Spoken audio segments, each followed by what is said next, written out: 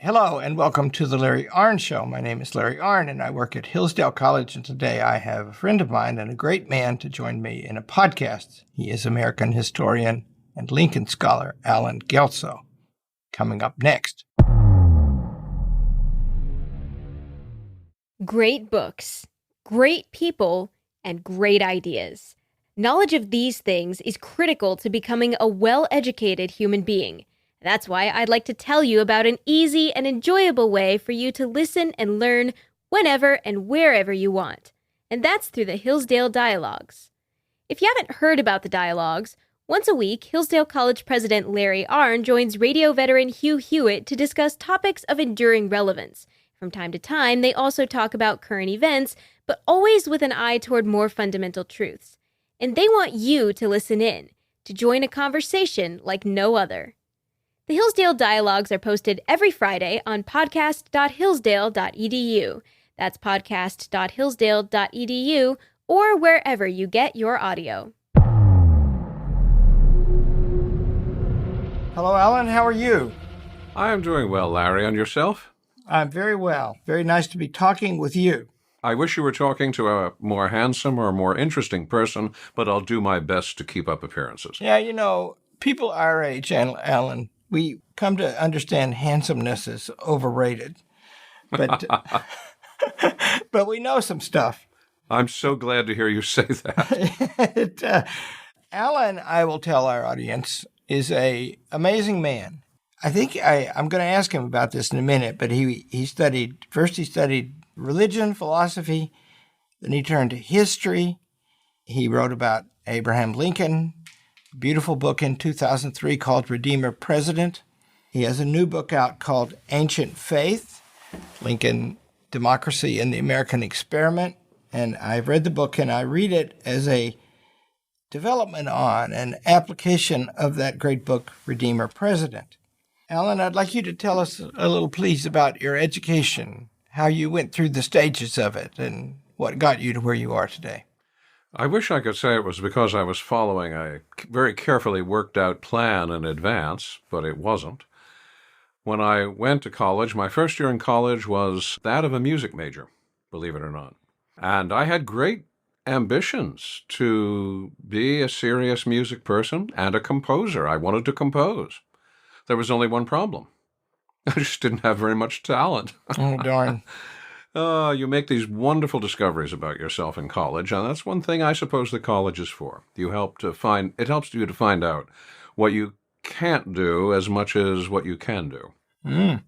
From there, I switched over to studying religious studies and was making plans to go into the ministry, went to seminary. In my last year in seminary, I was asked, would you be interested in doing some adjunct teaching in church history, which I was agreeable to. I was planning to do a master's program at the University of Pennsylvania in history anyway. So I combined the two. I ended up teaching church history for several years. An opportunity then, once I had the PhD in hand, materialized with Eastern University, and I taught there for some 15 years. And then another opportunity showed up at Gettysburg College, and I was there for another 15 years. And then yet another opportunity made itself apparent, and that was at Princeton, and I've been there since 2019.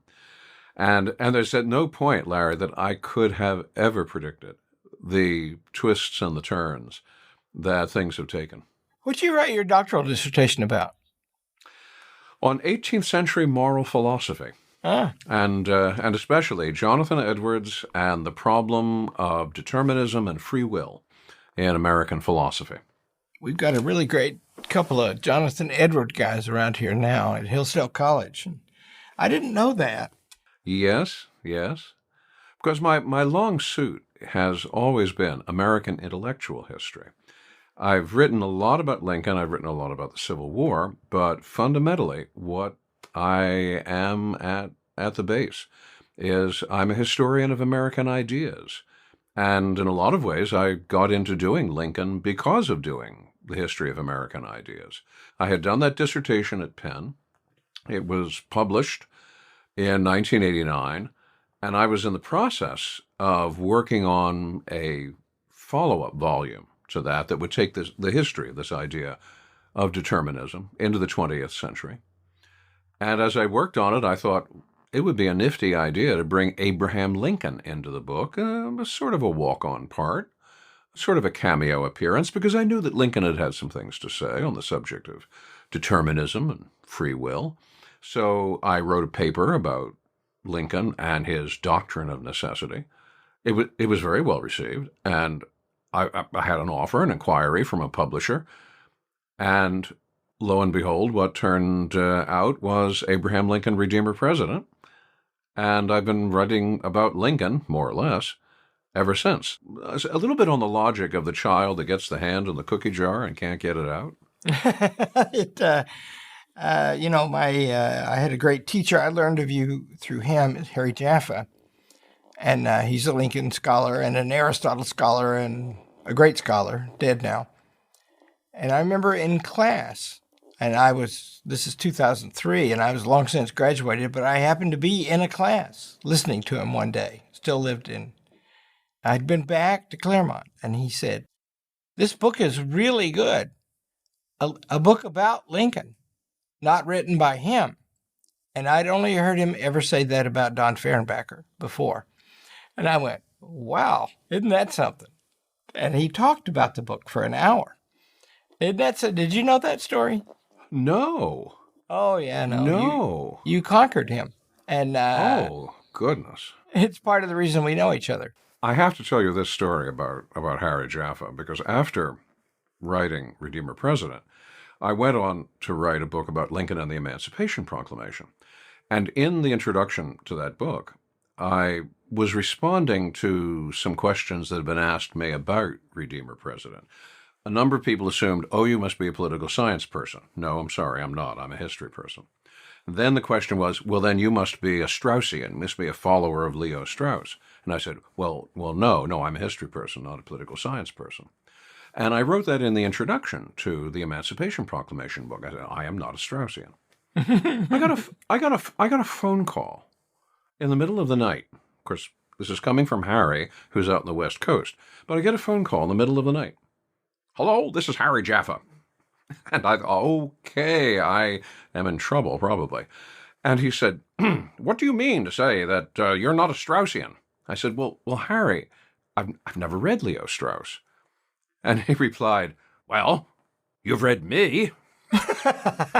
and that was supposed to settle the question. I had a wonderful time with Harry. I would get calls from Harry, totally unheralded, and we would talk Lincoln. And I think almost every time I ever sat down and talked with Harry, he would bring the conversation back to Lincoln and the Declaration of Independence. Whatever I wanted to say about Lincoln, it had to be in connection with the Declaration of Independence. You know, in both your cases, Professor Jaffa had not had any particular interest in anything American, really. And he was charmed by the arguments of Lincoln, as were you, as was I. He discovered a copy of the Lincoln-Douglas debates in a bookstore. He didn't have enough money to buy it, he recalls. And he stood and read it. And he would go back, and he read it for hours, and he saved up and bought the book. It's the text of the Lincoln-Douglas debates. And that led him to write his first book on Lincoln, Crisis of the House Divided. I had something of a parallel experience with Harry and Crisis of the House Divided, because I first encountered Crisis of the House Divided in a secondhand copy of the book that I found at Baldwin's Book Barn in Westchester, Pennsylvania. And I took the book home with me and sat and read it, and quite frankly sat up all night reading it. It was the first time I'd read a book which said to me that it was possible to take Abraham Lincoln seriously as a thinker, seriously as a man of ideas. I was enchanted by the book. So you might say that at that point, even years and years before I ever talked to Harry Jaffa, I had become, if not a Straussian, then at least a Jaffaite. You know, that makes you, oddly enough, a Straussian because... Oh, I say, all right. Yeah, I never met Leo Strauss either. I read a lot of him. And of course, I knew Harry Jaffa. But the thing about him, I think the turning point in his life he was a very brilliant young man. He was a graduate student in Germany. He studied with the very great Martin Heidegger, who was very great, excepting for the fact that he was a Nazi. And he never recanted that. Indeed, his diary's been published after his death, and we find out he was really a Nazi. And here's Leo Strauss, a Jew. And Strauss got the idea, we should start over. We should go back to the beginnings of philosophy and retrace our steps, and maybe we'll see where we went wrong.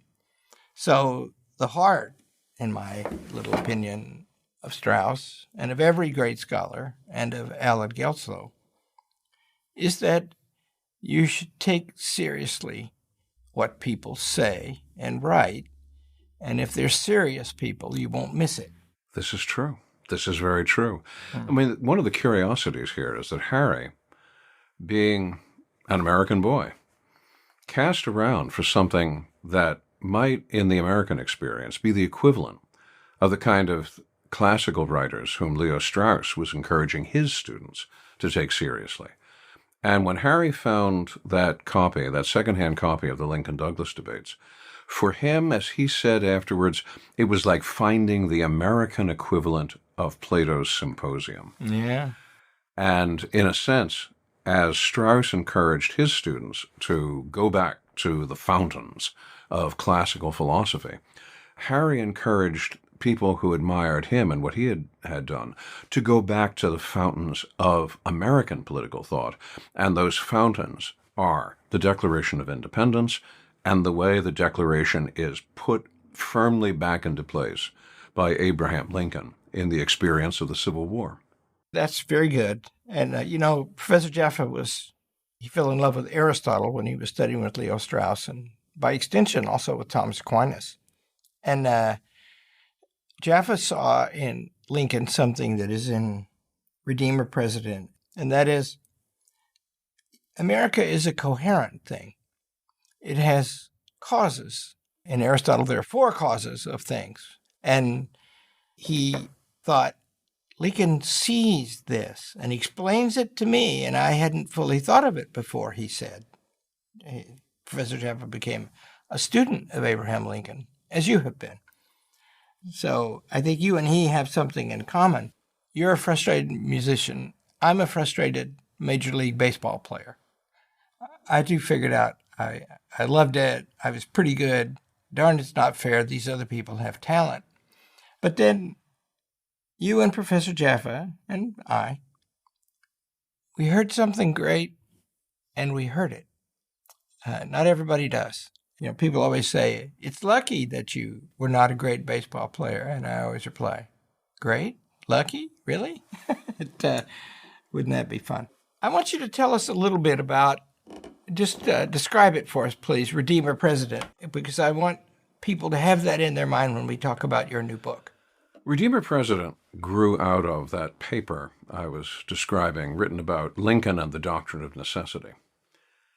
And it grew out of that because there was a fundamental insight that I had from doing work on that subject.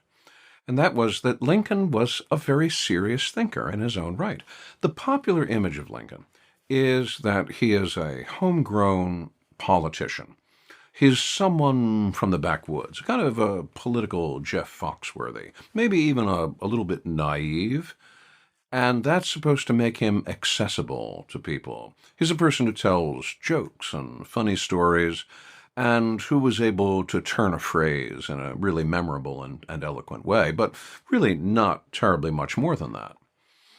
That, in some respects, is one of the greatest mistakes you could make about Abraham Lincoln. One of the lawyers who practiced law with him out on the old 8th Judicial Circuit in Illinois in the years before the Civil War, a man named Leonard Swett, said that anybody who took Abraham Lincoln for a simple-minded man would soon wake up with his back in a ditch. Larry, there were a lot of people in that ditch. When you met Abraham Lincoln, first off, the impression you would take away was captured by someone who, in fact, had just exactly that kind of meeting. And this man said that the impression Lincoln gave you was of a rough, intelligent farmer. And he had this very thick border state accent.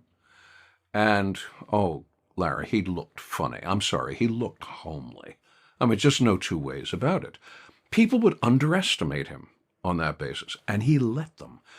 He had thought his way around all of them, despite the fact that his education was as limited as it was. Here was someone who had read voraciously, who scooped things up. Contemporary literature, contemporary philosophy, especially political economy. That was his strong center. Define that term for us. What is political economy? There's a chapter in your book about it. It's how you understand the integration of politics and economics. Today, we tend to regard these as two separate disciplinary spheres. That wasn't how people thought about it in the 19th century. You understood that economic decisions were made for political reasons and had political ramifications, but you also understood that politics had certain economic results that you had to reckon with. So when you did politics, you were also doing economics. When you had economics to do, you were also going to be thinking about the political possibilities and the political measures that would make them possible. So the two work together in Lincoln's mind. And he has read some of the most important pieces that are written in English in the 19th century on the subject of political economy. He's read John Stuart Mill. He has read Francis Wayland. He has read Henry Carey. These are works with which Lincoln is familiar enough that he can pick up chunks of them and quote them in speeches he gives. So anyone who thought that because this was a man who had never done anything in the way of education beyond grade school, if you thought that this was just, as Sweat said, a simple-minded man, you were going to get a really big surprise when he started talking. He was very well read, and he took seriously what he read. So because there's a chapter in your book about political economy, and because we're going to go toward the place where people accuse Lincoln of expanding the federal government beyond all recognition, maybe a good intro to that would be describe his political economy. What did he mean by that? Well, let's put it down with a political tag. He was a Whig of the old Whig Party, which is to say that he was a follower of the famous Henry Clay and of Henry Clay's American system. You might actually say, in the longest sense of the word, that beyond Clay, Lincoln was a kind of Hamiltonian. We'll take it back to Alexander Hamilton at the very beginning of the Republic. And what the Hamiltonian, Henry Clay, Whig way of thinking about political economy was really centered around three things. One is the importance of tariffs, protection of American industry. Understand that in the America of Lincoln's day, we're not talking about a mighty industrial nation. We're talking about a nation which is still very much an agricultural nation. Some 72 out of the 119 districts represented in the northern states in the United States Congress are rural districts. This is still very much an agricultural nation. How does a nation like that get itself to an economic point where it can compete with other more vastly industrialized nations? Well, you do that through protection of American industry, and the protection comes through tariffs. So that's one point. Second point is about a national banking system. How are you going to promote interchange and commerce? Well, you have to have a common circulating medium. You have to have some kind of exchange, some form of exchange that everybody across the country understands, recognizes, and can use with confidence. Because if what you're dealing with in Louisiana is a customer who comes and wants to buy goods or services with banknotes from a bank in Maine, are you going to trust that bank that you've probably never heard of? Are those banknotes still good? No. What you need is a common national circulating medium. That is only going to come through some kind of national banking system. This is what Hamilton had in view with his Bank of the United States. It's what Henry Clay has in view, advocating this. And in fact, we'll get something reasonably close to that with the National Banking Act that Lincoln signs during the Civil War. So tariffs, then banking, and thirdly, infrastructure. Because how do you get goods from one place to a market in another place? You've got to have roads, canals, and ultimately railroads that'll help to bring people who have goods they want to bring to market to get to those markets. You need those three things. What's the common denominator of the three? The common denominator of the three is transformation. It's enablement. And when Lincoln thought about the politics of an economy, which is to say, what's the interface between the government, in this case the federal government, and the economy, for him, that was all about how you enabled people, how you enabled commerce, how you enabled marketplaces. Because when you did that, that had another political consequence. The political consequence was self-transformation.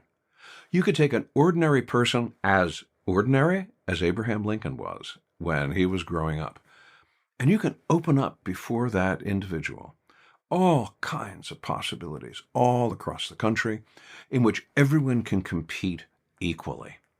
If what we're talking about in the American Republic is a very democratic way of being a republic, almost to the point where you use the terms democracy and republic interchangeably, as Lincoln did, then what you're saying is we should be responsible as a nation for fostering an economy in which a poor boy born in Kentucky and raised in Indiana and who comes to maturity in Illinois can actually aspire to become a very well-known and successful prosecuting attorney and commercial attorney, and who knows, maybe even President of the United States.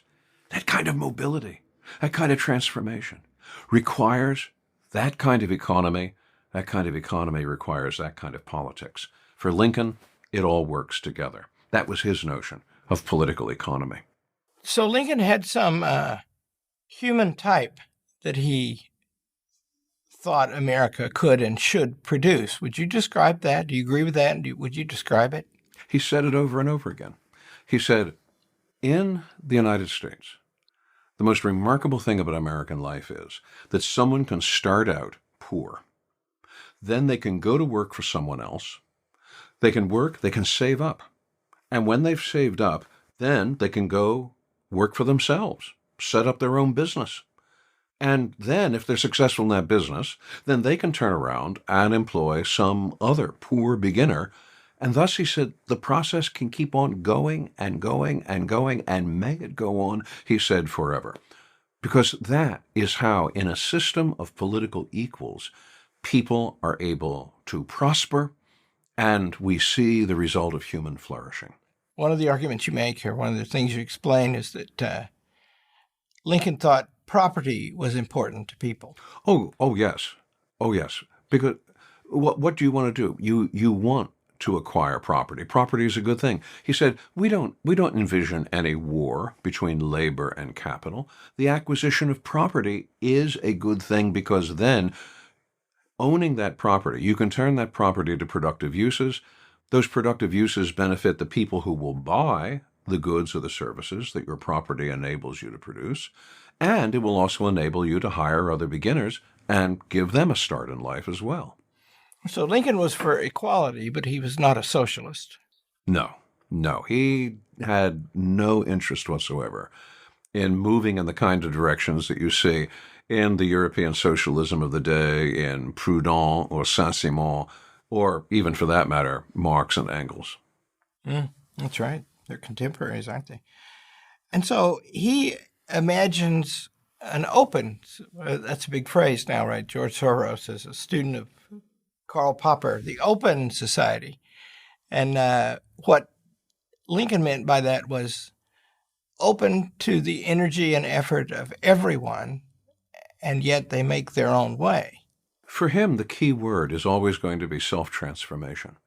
How can you take the work that you do and use it to make yourself into something which is more useful, more productive, more satisfying?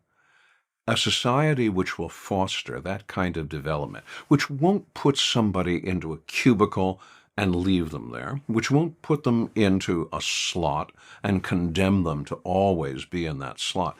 that kind of stasis for him was what described slavery. This is why he was such an enemy of slavery, because at its very bottom, a slave cannot transform himself. A slave is condemned always to be a slave, always to be a product of the master's whim. There's never any real hope for the slave. Slavery for him, then, was overwhelmingly a question of economics. And the kind of slavery that he saw in the American South was particularly offensive precisely because it stood in the way of that kind of self-transformation that he saw promised in the Declaration of Independence's declaration that all men are created equal. If we are all created equal, then we should have the freedom and the opportunity, we should have the level playing field, as it were, to move ahead and make of ourselves what we can and what we will. But a slave cannot have that.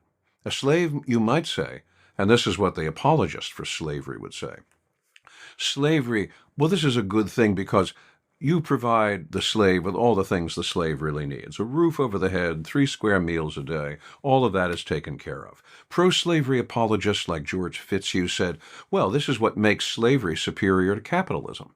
Because in a capitalist system, well, anything can happen and nobody is responsible for anybody else. Oh, rather, said Fitzhugh, slavery is, in fact, I'm citing Fitzhugh directly here, slavery is the best form of socialism because it captures exactly that sense of stasis, that lack of movement, which they translated into security.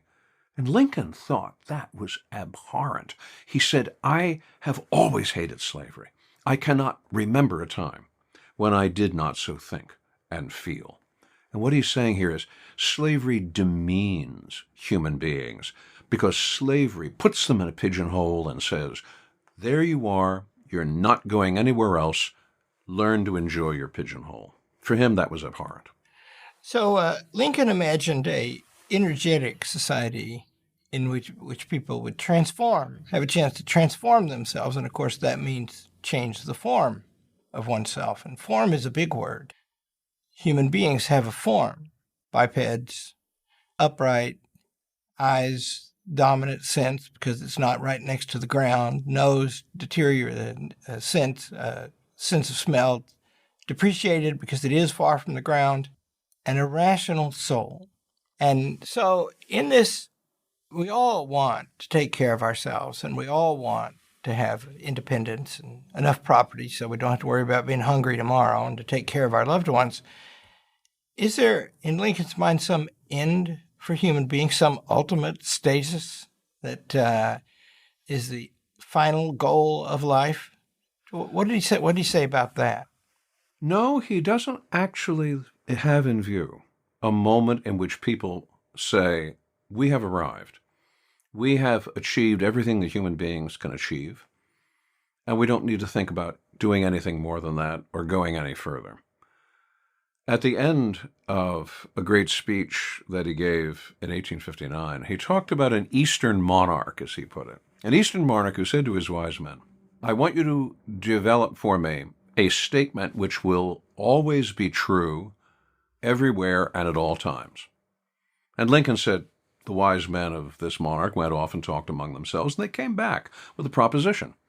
And the proposition was this: here is the statement which is going to always be true all times and in all places. And that statement ran like this: and this too shall pass. and Lincoln said, now that in seasons of adversity, that can be a very consoling thing to say. But let us hope that it is not entirely true. Let us hope that making the best use we can of the resources of human nature and of physical nature, we can go on and on into the future, a future of constant improvement. And with Lincoln, you have that sense of an almost cosmic optimism of where people can go. And he is willing to see that happen. There may be mistakes along the road. There may be bumps on the highway. But he would prefer to let people discover for themselves what it is they are able to do without hindrance, without molestation or control by others. This is a man who is really passionately interested in freedom. Wouldn't you say that Lincoln had a profound interest in the eternal? Yes, he did, but he was very chary about talking too much about it. He had grown up in a very religious household, like many adolescents that you and I have known over the years. They get into adolescence, and of course they want to do the exact opposite of whatever their parents are doing, and so does Lincoln. So he comes into his young adulthood in the 20s as what people sometimes called an infidel, an unbeliever, a person who didn't have any connection to formal religion. He knows a lot about Christianity. He knows a lot about the Bible. He can recite chunks of it off by heart. But he doesn't join a church. In fact, never joins a church. We have no record that he ever participated in any kind of official church ceremony, baptism, communion, things like that. And yet, this is also a person who is always thinking about these questions. Sometimes very early on, he's thinking about religious questions in a way so as not to generate public criticism and hostile reactions, because that's going to have a political downside for him. So he wants to try to assure people, all right, it's true that I don't have any particular church membership. Nevertheless, here are the things I believe, and you could find that these are not necessarily hostile to religion. He goes further on into his 40s and early 50s, and then he has to think more seriously because he has a child who dies. His father dies. He has to take more seriously these questions of eternity. And yet he still is not going to join a church. He's not going to make any kind of official religious profession. Then we come to the Civil War years. Then he has to really think through, why is this Civil War happening? What purpose is it serving? If you believe, as Lincoln believed, in this confidence, in this constant future up movement of human aspiration, how can this Civil War, waged on behalf of a retrograde system, slavery, how can this be happening? And he wrestles with this. He tries to figure out in the most logical fashion, why has God brought this war into the life of the nation? And you see him develop over the years of his presidency, thinking more and more and increasingly more and more about religious questions, until in the second inaugural address he delivers in March of 1865, you have a man who stands, yes, as president, as a politician, speaking to the American public, but who will speak to them in terms that sounds nothing so much as like a sermon, when he talks about the will of God, the judgment of God, and being under that judgment and therefore needing to exercise necessarily malice toward none, charity towards all. Watching Lincoln develop this way is an interesting spectacle in its own right. And Lincoln was conscious of his own movement. One political operative, Thurlow Weed, wrote to him after the second inaugural to compliment him. Lincoln wrote back and said, "Thank you, everyone likes a compliment." He said, "People will not be flattered that I have said that both North and South bear responsibility for this war, but that they have to accept that responsibility because God is the judge of both, and God has brought this war as a judgment on both North and South, and we have to accept it and acknowledge it for that." He said, "People will not enjoy my having said this," but he said, "That is the only conclusion that believers in a living God can come to. And it was important for me to say that." Hey, it's Scott Bertram, director of the Hillsdale College Podcast Network, where you can find more episodes of The Larry Arnn Show and other great Hillsdale audio. Alan Guelzo is one of my favorite people to interview, and he's one of my favorite historians and authors as well. His latest book, and one that's discussed during this conversation, is Our Ancient Faith, Lincoln, Democracy, and the American Experiment. And you can find it now at hillsdale.edu/podcast. The book is an intimate study of Abraham Lincoln's powerful vision of democracy, which guided him through the Civil War and is still relevant today. Our Ancient Faith gives a deeper understanding of this endlessly fascinating man and shows us how his ideas are still sharp and relevant more than 150 years later.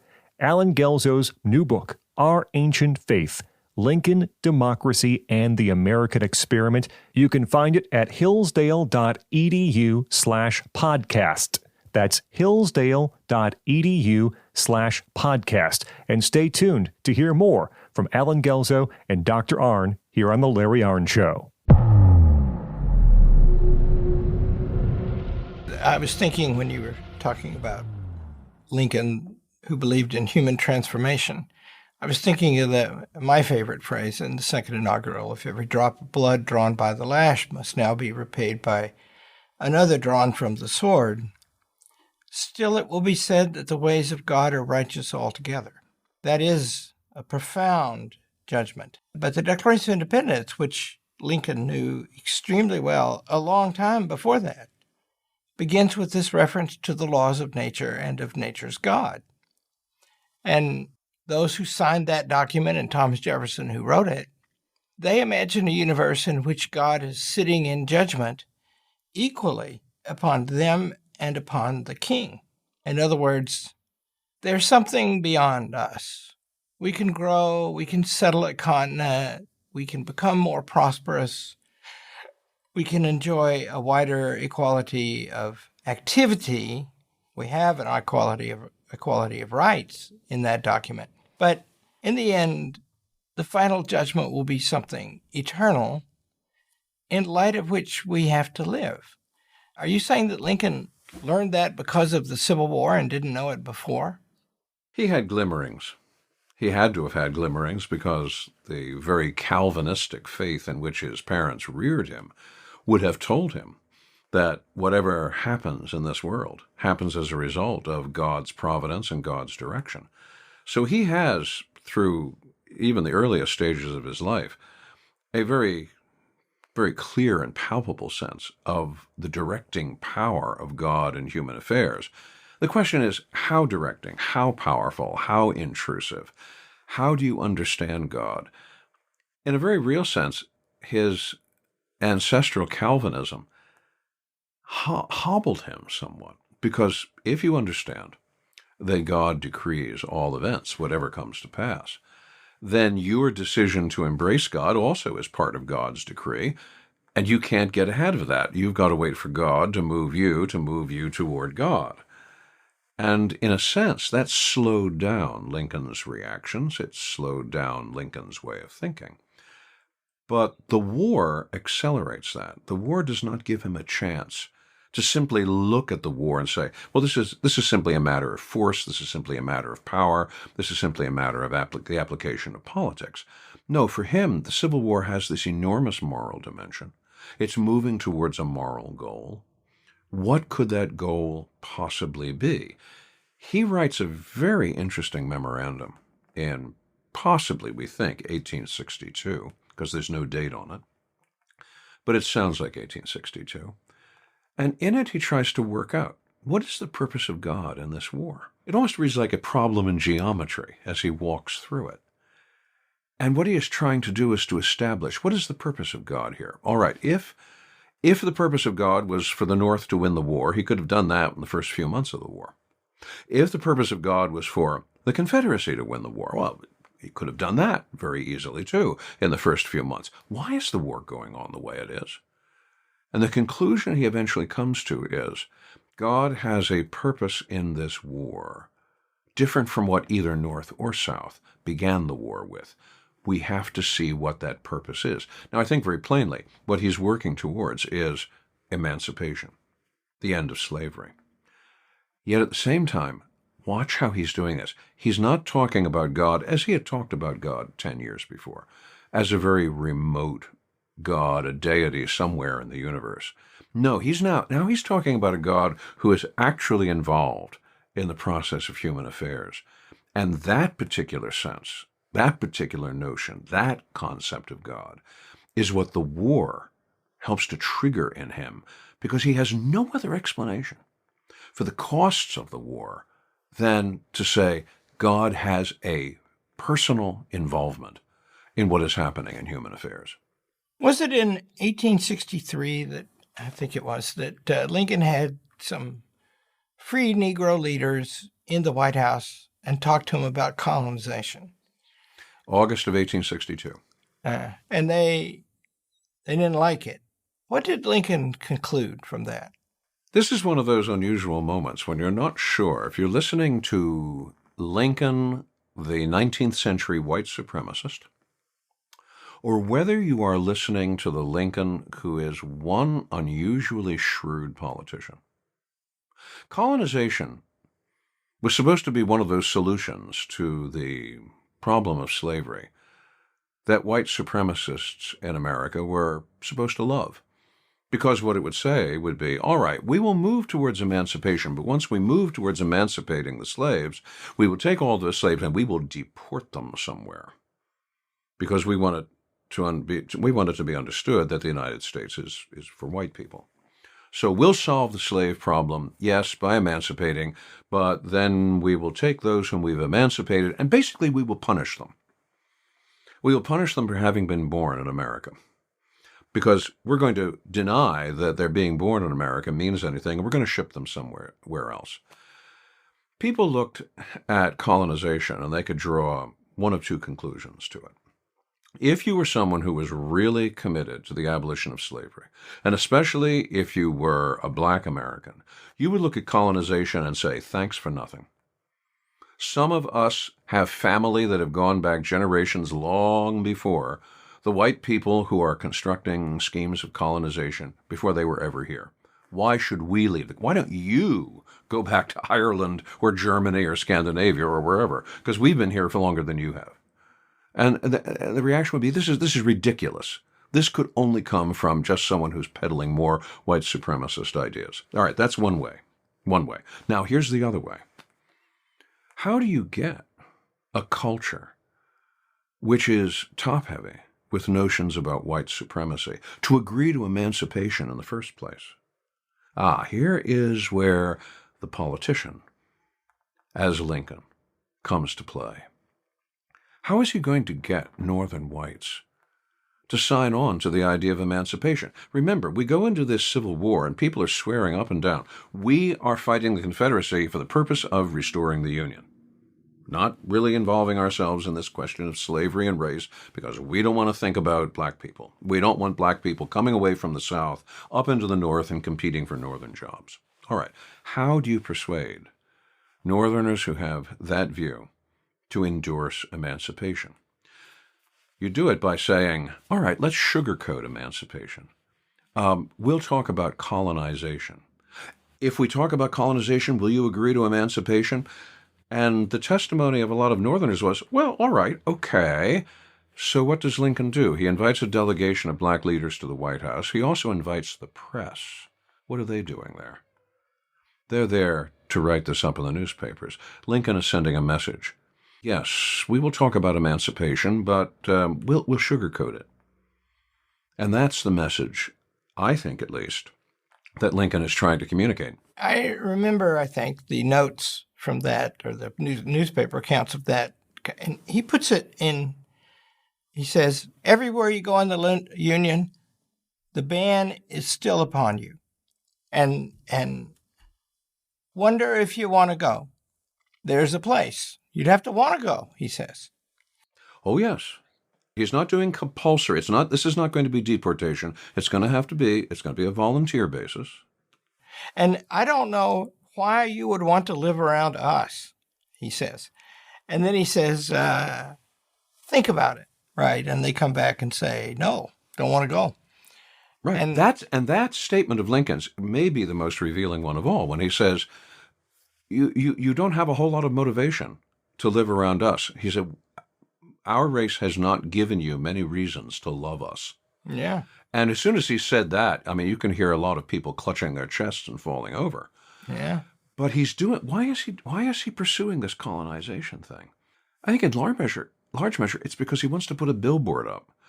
We want to go to emancipation, and if this will still the opposition, all right, then we'll talk about colonization.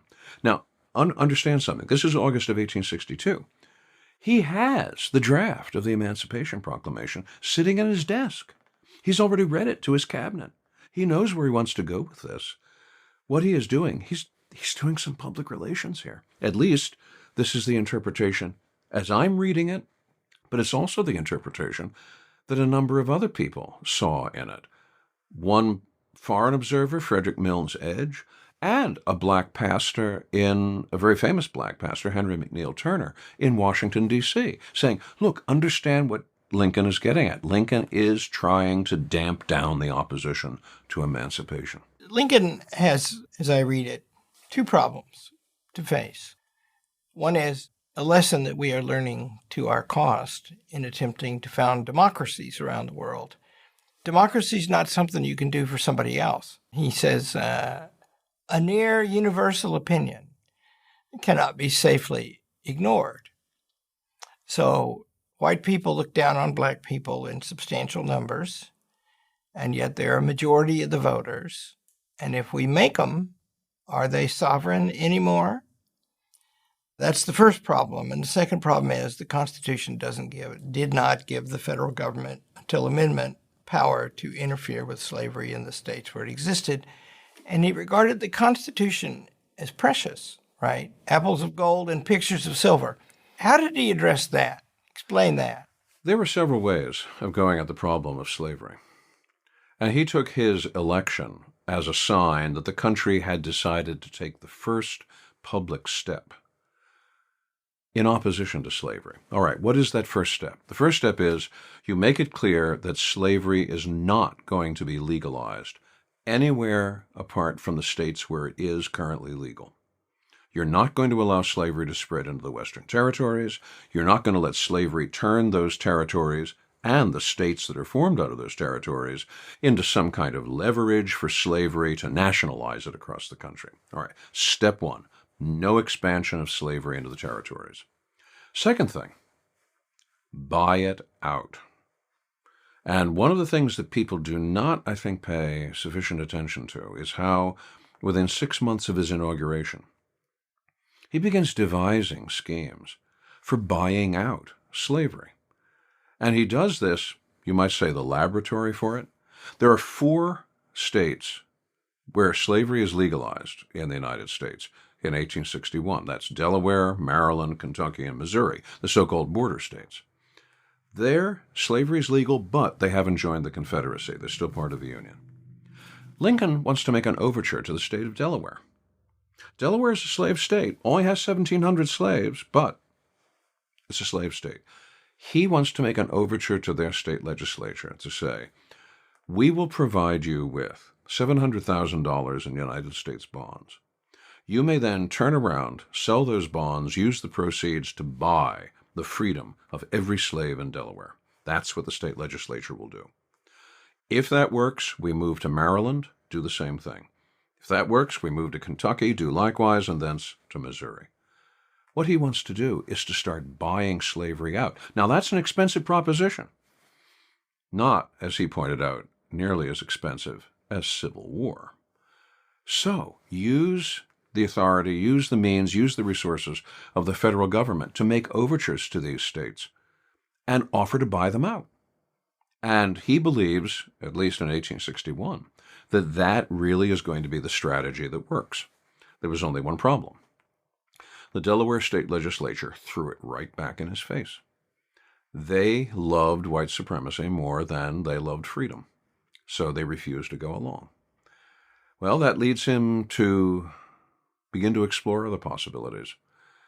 And the second possibility, and actually the one he will act upon, is going to be to read the Constitution carefully and to see that in the Constitution, as president, he has the authority to be the commander-in-chief of the Army and Navy in time of war or rebellion. All right, if he's going to be the commander-in-chief, there should be some powers that go along with that, the war powers. What's the point of being a commander-in-chief if there are not any war powers? Among those war powers, deal with the enemy who is making war. How do you incapacitate an enemy who is making war? You emancipate that enemy's slaves. So, the Emancipation Proclamation, January 1st, 1863.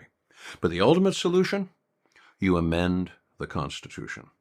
And he goes through a long process of persuasion to get Congress, and he finally does get Congress, to pass a 13th Amendment to the Constitution, abolishing slavery in January of 1865. But in the process, and this is the most interesting thing about the entire movement of Lincoln in this direction, is how carefully constitutional he was in all of this. In September of 1863, September 2nd, 1863, his Secretary of the Treasury, Selman Chase, an abolitionist from Ohio, writes to Lincoln and says, well, you know, the Emancipation Proclamation has been doing very well. It's had great effect. Why don't we just move ahead, take those 4 border states, and declare emancipation there as well, instead of just in the Confederacy? Lincoln writes back to him and says, I can't do that. I can't just issue unilateral declarations, even if they respect my particular personal opinion. I can't act just on that. If I acted outside the Constitution, wouldn't I be doing the same thing that these rebels against the Constitution are doing? Would I not be, there's a great phrase he uses, would I not be in the boundless field of absolutism? He won't go there. He will emancipate, but it's going to be constitutional. Yeah, on that point, the restraint he shows in the face of the Constitution. I take some pride in the fact that the founders of the college where I work had to do with that device of forbidding slavery in the federal territories and foregoing getting rid of it in the states. But if you do break the Constitution, then you are acting rather like the slaveholders themselves. Exactly. I mean, he said to Chase, this would make us guilty of exactly the thing we're accusing the rebels in the Confederacy of doing. And that, in fact, that's not the only issue in which he will raise that point. In 1864, he's up for re-election. All right, Civil War is going on. In fact, in the summer of 1864, it's not doing particularly well.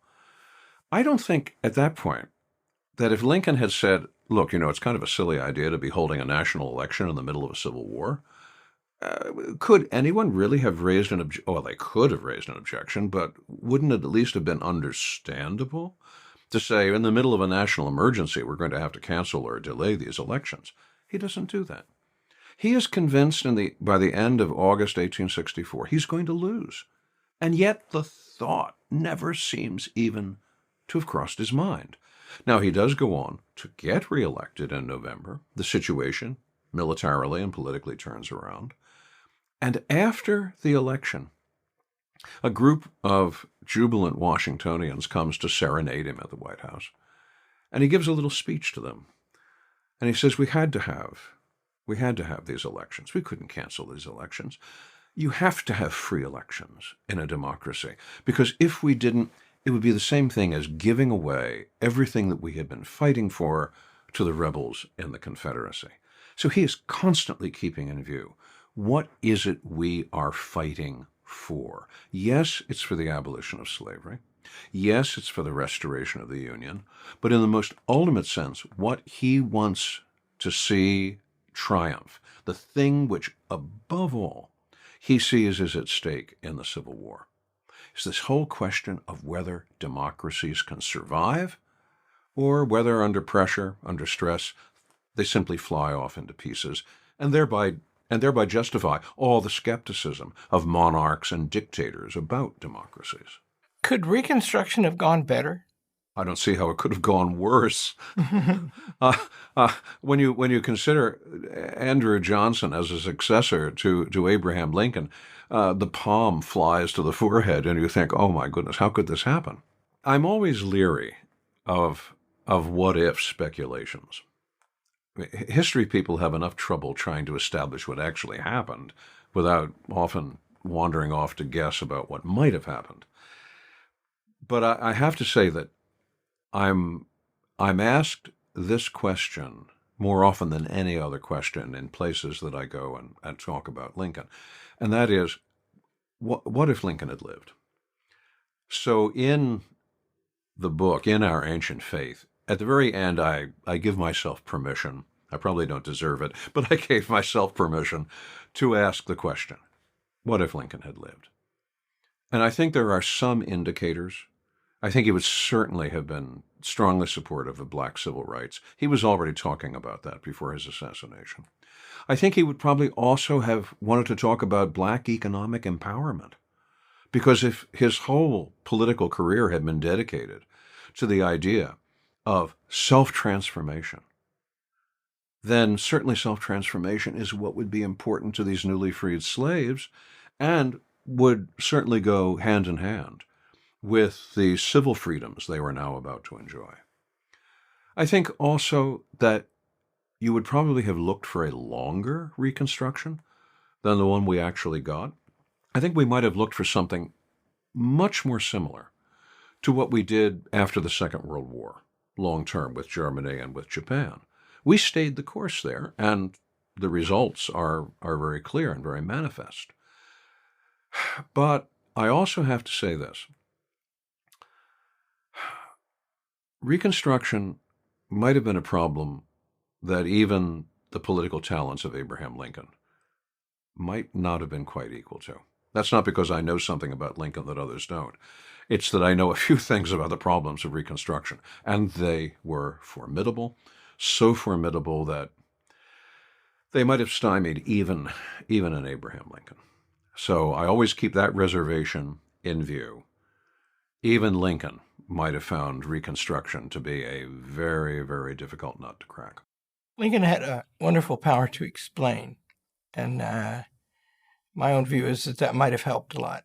There's a debate with Douglas where Douglas, in the Lincoln-Douglas speech, where Douglas comments on the fact that Lincoln's friend Frederick Douglass, the speaker at Hillsdale College twice, rode through this town in a carriage driven by a white man. You want to see things like that? Vote for Lincoln. Lincoln's response is, in her right, he says, to eat the bread that she earns with the sweat of her own face. The black woman is the equal of everyone here. And that's a powerful argument. Well, it certainly is. I mean, especially when you see it in the way that Lincoln defines the way he's talking about rights. He will be dealing with Stephen A. Douglas, who is a shameless player of the race card in front of white Illinoisans. And Lincoln accommodates himself to a certain extent to that when he gets up and says, as he does in the fourth of the debates in 1858 at Charleston, Illinois, when he says, I've no interest in trying to promote the social or political equality of the races.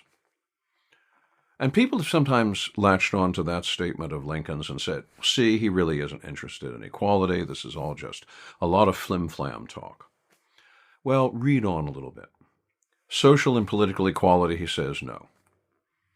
Natural equality, equality of natural rights, the right of that person to eat the fruit of their labor that they've earned by the sweat of their brow. In that respect, yes, the equal of myself, Judge Douglas, and every other living man. What does that stimulate in Douglas? It stimulates a response that says, if you take Lincoln's logic, despite what he has said previously about social and political equality, if you take Lincoln's logic about natural equality, the equality of natural rights, if you take that seriously, you're going to get political and social equality. So if you want black citizenship, vote for Lincoln. For once in his life, Stephen A. Douglas had it absolutely right. He had seen exactly where the logic of Lincoln's position was going to go. That was the really determining factor, and in fact, the great line that exists between Abraham Lincoln and Stephen Douglas. Amen. And that's beautiful, Alan. And I think that's the time we have. And I mentioned the name of the book again, Ancient Faith, and our listeners could do much worse anytime than read Alan Guelzo. I encourage it. Alan Guelzo's new book is available at hillsdale.edu/podcast. That's hillsdale.edu/podcast for Our Ancient Faith, Lincoln, Democracy, and the American Experiment, the new book by Alan C. Guelzo.